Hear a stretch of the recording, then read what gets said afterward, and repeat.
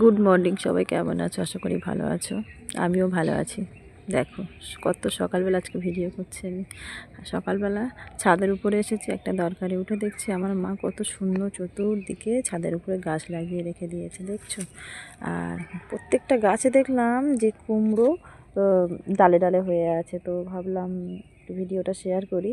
আমার ভালো লাগছে ব্যাপারটা। তো যাদের মানে বাড়ির নিচেই জায়গা নেই, তারা উপরে ছাদের উপরে গাছ লাগাবে, দেখবে খুব ভালো রেজাল্ট পাবে। দেখো চতুর্দিকে কুমড়ো আর কুমড়ো। আর আমাদের এখানের পরিবেশটা একদম সবুজ পরিবেশ। অনেক অনেক জায়গাতে গাছ দেখাই যায় না, আমার শ্বশুরবাড়িতে গাছ দেখা যায় না। তো দেখছো সবুজ পরিবেশ। তো ভিডিওটা কেমন লাগলো কমেন্টে বলো।